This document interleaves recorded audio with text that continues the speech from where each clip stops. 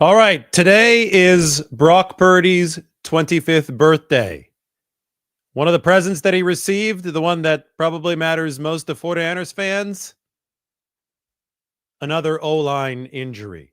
Colton McKivitz was not at the early portion of practice today. The 49ers starting right tackle has an ankle injury. So the 49ers O-line, already beleaguered in front of Brock Purdy, might be missing yet another starter.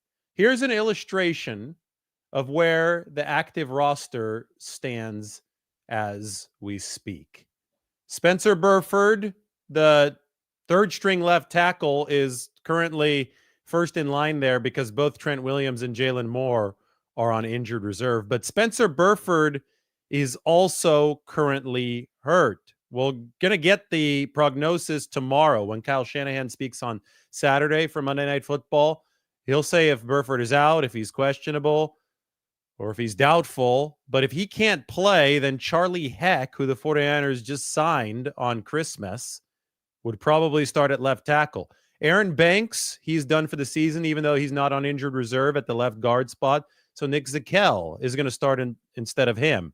Jake Brendel, the starter at center, is healthy enough to play. That's all we know. So he will in all certainty start for the 49ers on Monday. Dominic Pooney, the rookie who's been so good this year, will start at right guard. And then McKivitz, now out of practice with the ankle injury, he would be replaced in all likelihood by Austin Pleasance, whom the 49ers signed just a few days before Charlie Heck.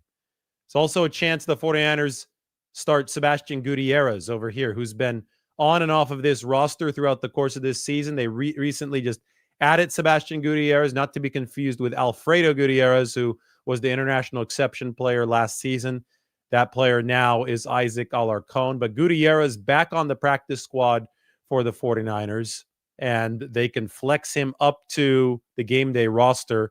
If he knows the playbook better than Heck or Austin Pleasance, who just showed up a few days ago, Gutierrez can theoretically start if Burford can't go.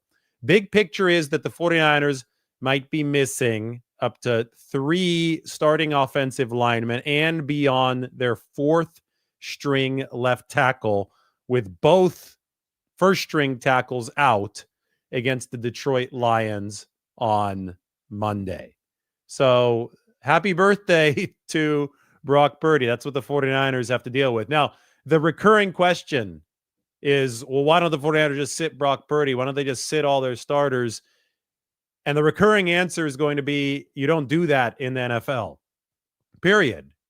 The only time where you might sit somebody in the NFL who's a healthy player is if you've qualified for the playoffs and it's week 18 and you're trying to get the team ready for the postseason, which will be starting about a week or at most 2 weeks after that week 18. We saw the 49ers do it last year against the Rams in week 18. No Christian McCaffrey in that game, no Brock Purdy in that game. And then by the stretch run of that, only some of the non-star starting players were playing. But John Lynch talked about it on KMBR today. He started his career with the Tampa Bay Buccaneers. That was during the creamsicle uniform days. That Tampa Bay team was not good. So I think Lynch, better than most players, understands the value that an opportunity to play NFL football signifies. There are millions of people who dream to be in the position of these players. They are paid to play the game. It is entertainment for fans. And just because one season's goal has slipped away doesn't mean that they shut the whole operation down. That would be counter to anything that the 49ers have struggled to culturally build over the years. And one thing that has worked so well for the 49ers has been their team culture. I can point again to 2017. Yes, everything was lost for the 49ers. They weren't going to the playoffs. They were trying to build the program that year, and the way they finished December carried over into future seasons, and obviously future seasons included NFC Championship game and Super Bowl berths. So you have to maintain that same energy, because if you give it up, then that's going to bleed over into next year as well. The same core is going to be around for the 49ers in 2025. They're going to be focusing on retooling. They're already thinking about how they can retool address some of the problems that caused this particular season's playoff hopes to sink. But they can't even really begin in earnest on that job until after this regular season ends, and that's after these 2 games. Anyway, Brock Purdy's going to have to fight through some adversity over these last 2 games because for his 25th birthday, more offensive line adversity. Colton McKivitz, who this year has not been terrible. Like last year, the right guard and right tackle spots of the 49ers were absolutely bottom barrel. McKivitz has improved this year. He's given the 49ers about the same level of pass protection as Mike McGlinchey, who's now with the Denver Broncos and who's making about 10 times as much money. Right tackle is a position that Brock Purdy can overcome, even if the blocking there is not perfect, even if it's not at the very highest possible level, because Purdy sees the pressure coming from right tackle. It's not his blind side. It's not right up the gut. Purdy's a very quick quarterback. He's made this offensive line, I think, look better than it actually has been over the past couple of years with his mobility. But when a quarterback has to evade the pressure coming from the right side with his movement in the pocket, stepping up in the pocket is typically the way that the quarterback moves. If an edge rusher is beating Colton McKivitz, we saw it against Miami. If that happens, then the interior definitely has to be on its job because you can't have Purdy stepping up into unblocked pressure just like he did against Miami when we saw Calais Campbell on the stunt, unblocked by Jake Brendel, deck Purdy. That very same play saw McKivitz give up pressure on the right side. I believe it was to Chop Robinson. So Chop Robinson forced Purdy to step up. Purdy steps up into Calais Campbell because Jake Brendel didn't pick up the stunt with Calais Campbell. My point is that offensive line blocking, pass protection is a team effort, just like everything in football. So the 49ers now, with the ragtag group that might be in front of Purdy on Monday, with maybe Pleasance at that right tackle spot if McKivitz can't play, Charlie Heck in place of Spencer Burford and Jalen Moore and Trent Williams if Burford can't play, Zakel in place of Aaron Banks, Brendel and Pooney, they've got to be on their P's and Q's. This is going to be an uphill battle for San Francisco. Now, the good news for them when it comes to protecting Brock Purdy and trying to deliver a semblance of offensive efficiency, the good news is that Detroit's defense is completely beleaguered by injuries now as well. This is not a top-tier Lions team on that side of the ball. Now, they have been able to scheme their way and scrap and claw their way to remaining good third down efficiency. So, and they still have guys like Zadarius Smith, who they picked up midseason in a trade after Aiden Hutchinson went down. They still have guys that could beat the tackle position and get after the quarterback. So it's not like the 49ers are going to be dealing with a puny pass rush. They're just dealing with a Detroit team that has fallen off defensively because of the injuries. But it's still, given what the 49ers are dealing with, is going to be a tough battle on Monday night. You keep Brock Purdy clean, both through your pass protection execution and through your offensive approach. If you can run the football, which I think the 49ers are really going to try to establish against the Detroit team that's seen a lot of injuries in its front seven, you can get the defensive linemen and the pass rushers on their heels. They have to be ready to react to the run if your run is successful. Now, the 49ers have not been a great running team this year. Injuries, of course, have tied into that, but I think it also goes back to some of the struggles up front, especially in the middle. I think Jake Brendel has been the biggest problem for the 49ers on their offensive line. But if you can establish some sort of run game, you can diffuse some of the pass rush and you could help your offensive linemen who are obviously inexperienced, obviously new to this whole system. You can help them look better. From Charlie Heck to Austin Pleasance, maybe with Spencer Burford available to play, but I'm not sure. If you want to know a little bit more about Heck, he played for the Texans. 49ers picked him up off of Arizona's practice squad, but he started an entire 2021 season for the Houston Texans. He is 6'8", so he's a tall offensive tackle, former 4th-round draft pick. So he's somebody who's semi-familiar with what the 49ers run offensively just through the coaching drop down throughout the league. He obviously has prototypical NFL tackle size at 6'8". That's why he was drafted in the 4th round. Meanwhile, Austin Pleasance is somebody who went undrafted back in 2020.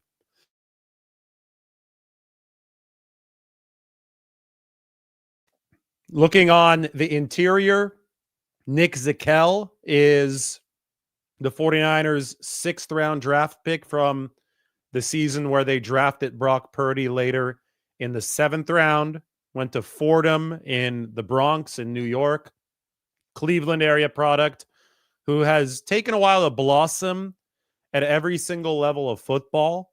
This is his chance to show that he has blossomed at the NFL level. Aaron Banks is going to be a free agent. Zakelj gets to put on an exhibition here, really an audition over the next 2 games for a future spot at one of the 49ers guard positions. Interestingly, the 49ers had been doing a lot of work with Zakelj at center throughout his entire time with the 49ers, but especially as of late. The injury to Banks, which has meant that Zakelj has had to fill in at left guard, led the 49ers to sign a veteran center, Matt Hennessy, Alex Mack's successor in Atlanta, actually. So that's notable since Mack has such a history with the 49ers. But Matt Hennessy is now going to be the emergency center behind Jake Brendel, who I think has been a problem this year, but is still under contract for next year. So we'll see how the 49ers try to level up that center position. Then there's Dominic Pooney, who's obviously been really good, but even that is a concern because Pooney's a rookie. He's played a ton of games this season. Rookies never play this long or have never played this long when they were in college. So you could see, some signs of Pooney hitting the rookie wall. A few games ago, he had those penalties, but John Lynch talked about it today. He said that Dominic Pooney is learning the endurance that it takes to play through an entire NFL season. And this is why, especially for players up in the trenches, especially for players in positions of physicality, it's really, really challenging over the final few games of the season, because this is beyond the scope of where their body has been used to performing and playing. Normally they pack it up in late November, early December, maybe get ready for a bowl game, but that's about it. Now we're sitting in late December, moving into early January. Dominic Pooney is entering games number 17 or 16 and 17 of his first NFL regular season, and the 49ers have to make sure that he holds up under the physical duress of what is an NFL season. So even though he's been the bright spot of the 49ers offensive line, there is a concern there entering this game against the Lions. Then there's Colton McKivitz, and he might be hurt. I mean, he's got the ankle issue, didn't practice today, so Austin Pleasance would potentially take his place. For Purdy, he didn't deal with a good situation last week in Miami, and he still managed to play a good game. 49ers didn't win because that situation did ultimately hurt them too much up front, but Purdy was still able to deliver against the Dolphins. It was an efficient game. He's actually more efficient than Tua Tagovailoa over the course of the game. Purdy's got, I think, a quick processor. He's obviously got really good athletic quickness to be able to get away for the rush. He's got good pocket presence, and he also will still have some of his weapons. Not all of them. Obviously, no Brandon Ayuk for the 49ers, and Kyle Juszczyk missed practice today as well. But Brock Purdy is going to have his weapons that he needs to treat as pass protection against the Lions. We talked about Christian McCaffrey being pass protection. I know Christian's not available, but maybe Isaac Guerendo, who has returned to practice this week, will be available. And last week they didn't have Patrick Taylor, and I think that was just as damaging to the protection of Purdy and the efficiency of the offense as the offensive line injuries, because when guys can't block up front, when they're overwhelmed up front, this system relies on built-in answers, built-in hot reads. Very often that running back is the built-in answer in the pass game. And Patrick Taylor dropped the pass. Patrick Taylor wasn't in position for another pass when Purdy is under pressure. Obviously, the quarterback's confidence in him wasn't great, and the outlet game wasn't where it needed to be. 49ers didn't get the gravity generated from the running back position that they normally do that helps free up other offensive weapons. So in this game, maybe Isaac Guerendo will return, and the 49ers are going to have to rely on him to help augment the offensive line. It is a challenging situation indeed, but Brock Purdy has been remarkable through a lot of challenging situations already in his NFL career. Today, December 27th, is his 25th birthday. And before the age of 25, we've seen Brock Purdy accumulate 9,141 regular season yards, 61 touchdowns, and 8.8 yards per attempt. It's a lot more than Brady had at this point. It's a lot more than a lot of quarterbacks had at this point of their careers. So Purdy's been exceptional before the age of 25, and I think that he's played so well. I mean, he was an MVP finalist last year, playing that season at age 23 for most of it. He's played so well that people have lost a little bit of perspective regarding how young he is. Most quarterbacks, especially with the amount of reps they get under their belts in their mid-20s, moving over into their late 20s, most of them don't mature into final products, into the best versions of themselves until their late 20s or even their early 30s. Yeah, Brock Purdy's already been an MVP finalist before 25. He's shown the 49ers a lot of good stuff this year, despite the absolutely atrocious situation around him. And we're reminded of all that he's done by his birthday today. It's like, oh my goodness, he's only just now turned 25 years old. Look at the numbers that he's put up before then. Big part of the reason why the 49ers are going to commit a lot to Brock Purdy this offseason. But first, they've got to protect him over the next 2 games. And with another offensive line injury, they're definitely in a tough position when it comes to that. They're going to have to scheme their way around things. I mean, I always go back and I look at the 2017 49ers. They did not have a great offensive line situation in front of Jimmy Garoppolo, but he came in and he went 5-0. He was a lot more like Purdy back then because it was before the ACL, so he can move around. I know that he had to dodge a lot of pass rushers, some beaten assignments up front, but he combined the mobility with the quick release. I also look at that season, though, and I think about the game against Philadelphia where Garrett Selleck, who was a tight end, was mere seconds away from having to come in and play right tackle because the 49ers had so many injuries, and their right tackle on that day did hop back up at the last second and was ready to keep on going. But it was the low point of Kyle Shanahan's tenure with the 49ers as far as wins and losses went. They were about to drop to 0-8 against Philadelphia. That was Kyle Shanahan's first season.